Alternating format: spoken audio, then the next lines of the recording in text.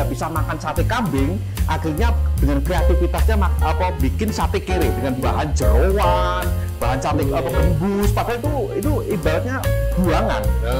Sekarang menjadi elit ya. Menjadi elit dan malah bikin kita kere.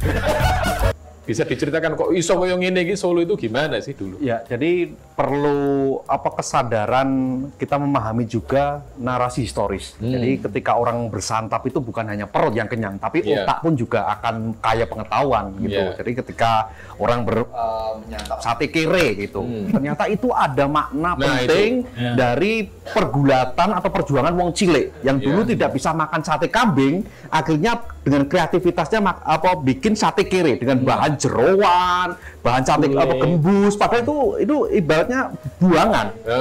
Sekarang menjadi elit ya. Menjadi elit dan malah bikin kita kere. Itu. Oke.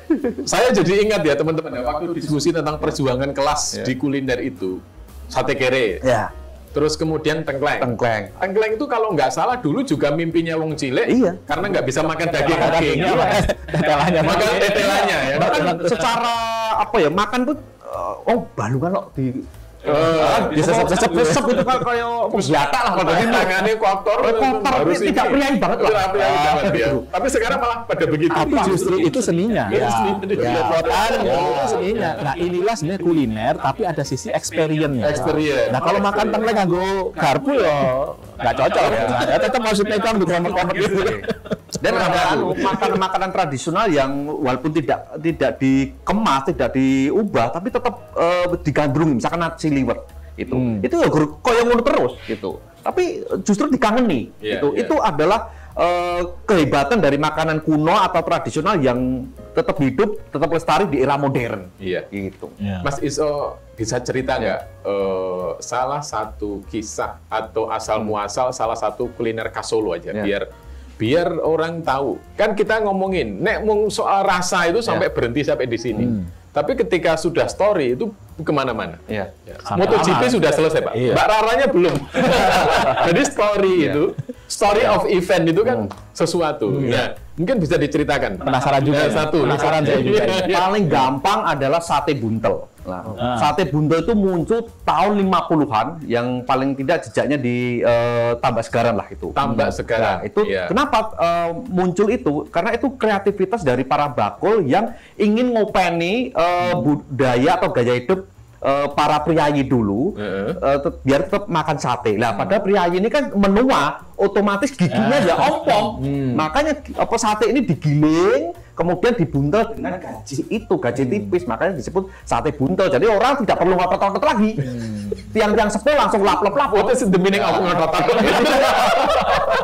Itu jadi langsung lahap lah gitu. Jadi tidak perlu giginya bekerja keras lah gitu. Jadi itu bentuk inovasi. Dan si bakul ini tanggap situasi seperti itu gitu. Jadi kreativitas di Solo itu memang benar-benar terlatih dan para bakul tanggap zaman. Gitu. Para bakul tanggap zaman. Itu kisah the story of sate buntel. Baru satu masih banyak banget. Saya itu membayangkan Pak Joko, Mas Aris. Ini kalau next time gitu ya kita bikin museum kuliner di Solo. Jadi tentang story-nya, tentang ini saya kira luar biasa, Pak. Karena saya tanya ke Prof. Warto, gurunya jenengan yang di UNS ya. Itu kenapa orang Solo seneng makan di tempat? Itu karena Pak, Solo itu dulu, Solo dan sekitarnya itu dulu pernah mengalami kejayaan perkebunan, Pak. Iya Mas. Iya, benar. Perkebunan ada tebu, ada kopi. Kita nggak tahu Pak sejarahnya, tapi dulu dan orang-orang karyawan perkebunan itu kan ya mereka jajan Pak, karena duit-duit. Ngiras makanya kemudian muncul wedangan, muncul warung-warung. Terus ada juga story tentang Solo yang listrik masuk Solo tahun berapa Mas? Itu kan padang kencar-kencar ya. Terus muncul keramaian.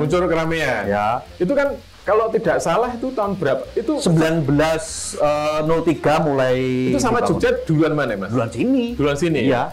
Jadi Solo ora turu ya. Kota yang tidak pernah tidur. City never sleep.